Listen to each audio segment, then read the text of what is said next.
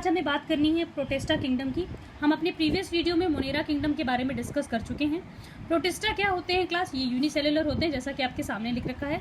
Single cell मतलब इनमें वो आपके ऑर्गेनिजम्स आते हैं जो सिंगल सेलुलर होते हैं, मतलब यूनिसेलुलर होते हैं, और यूकैरियोट्स भी होंगे।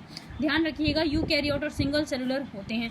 आपने पढ़ा था मोनेरा में कि मोनेरा में बैक्टीरिया के बारे में पढ़ा था। बैक्टीरिया में आप जानते थे बैक्टीरिया प्रोकैरियोट्स होते हैं, क्योंकि उनमें आपके जो न्यूक्लियस होता है वो वेल डिफाइंड नहीं होता है। इनमें न्यूक्लियस वेल डिफाइंड होता है क्लास। इनमें न्यूक्लियस होता है, माइटोकॉन्ड्रिया होता है, गोल्जी अपरेटस होते हैं, बहुत सारे ऑर्गेनिल्स होते हैं।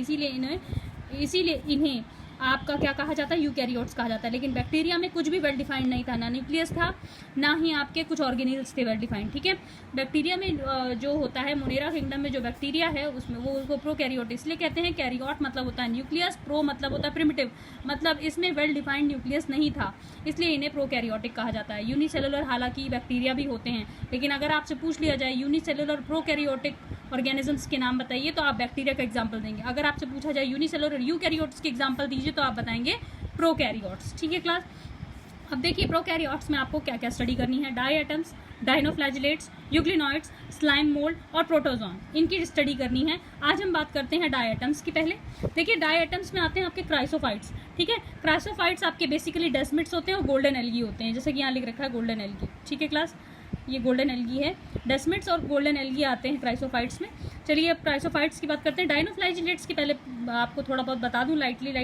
डायनोफ्लैजिलेट्स मतलब डाई मतलब दो, फ्लैजिला आप जानते हैं, फ्लैजिला मूवमेंट के लिए होता है ऑर्गेनिजम्स में। ऐसे तरीके का स्ट्रक्चर होता है, ऐसे स्पाइरल शेप का, जो कि मूवमेंट के लिए हेल्प करता है। तो डाई जिस ऑर्गेनिज्म में दो फ्लैजिला होंगे वो डायनोफ्लैजिलेट्स कहलाते हैं। ठीक है, यूग्लिनॉइड्स में यूग्लिना आते हैं। ठीक है, आपको नाम ही से क्लियर हो रहा है यूग्लिना।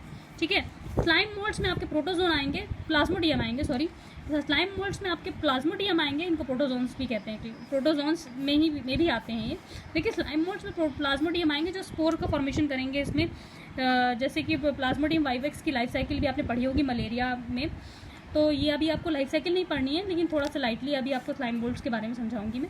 प्रोटोजोन में क्या आता है? डिफरेंट कैटेगरीज होती हैं क्लास, जिसमें प्रोटोजोन आपके अमीबा भी होते हैं, पैरामीशियम भी होते हैं, यूनिसेलुलर ऑर्गेनिजम्स के बारे में आप पढ़ेंगे।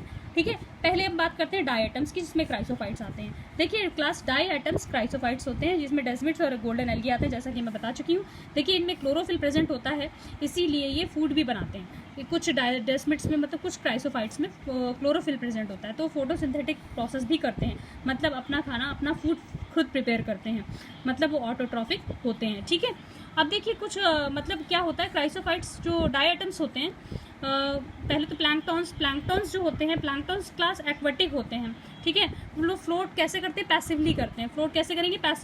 पैसिवली करेंगे फ्लोट, मतलब पैसिवली मतलब वाटर में फ्लोट, मतलब वाटर में जो तैरेंगे वो वाटर की ही मूवमेंट के थ्रू तैरते हैं प्लैंक्टॉन्स। ठीक है, अब डाई एटम्स देखिए, डाई एटम्स का जो soap like box structure shape का होता है, डाई एटम्स जो होते हैं soap like box structure shape के होते हैं जैसे, और इसमें इनकी जगह जगह स्पेस में सिलिका प्रेजेंट होती है। ठीक है, और जी ये सिलिका क्या होता है, जल्दी डैमेज नहीं होती क्लास। इस सिलिका को जल्दी, मतलब इस सिलिका को डैमेज नहीं कर सकता कोई भी, डिस्ट्रॉय नहीं होती है, ये डिस्ट्रॉय कोई नहीं कर सकता इसे, बहुत ही ठोस होती है। ठीक है, और थोड़ी बहुत चिकनी सी होती है। ये क्या होता है, स्पेस में भरी रहती है, तो 1000 ऑफ ईयर होने के बाद, मतलब 1000 ऑफ ईयर होने के बाद ये क्या होता है, ये इकट्ठा होती जाती है, एक्यूमुलेट होती जाती है डाई एटम्स की सरफेस पे।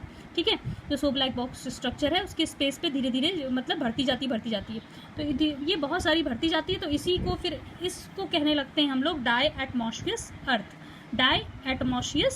कहते हैं। ठीक है, because cell wall of silica, मतलब क्योंकि सेल वॉल ऑफ सिलिका क्या हो जाती है, एक्यूमुलेट होने लगती है, इकट्ठा होने लगती है, इकट्ठा होकर एक बहुत बड़ा स्ट्रक्चर बना देती है और सिलिका का बहुत ठोस पदार्थ बना देती है। अब ये सिलिका देखिए ऑयल फिल्ट्रेशन में काम आता है, पॉलिशिंग में काम आता है। ऑयल फिल्ट्रेशन में और पॉलिशिंग में काम आएगा आपके, क्योंकि ये चिकना होता है, इसी वजह से ये ऑयल फिल्ट्रेशन और पॉलिशिंग में काम आएगा। ठीक है, ये चीफ प्रोड्यूसर इन ऑर्गेनिजम्स भी कहे जाते हैं क्लास, क्योंकि ये फूड चेन को भी स्टार्ट करने में हेल्पफुल होते हैं। ठीक है क्लास, अब बात करते हैं डायनोफ्लैजिलेट्स की आपके नेक्स्ट वीडियो में।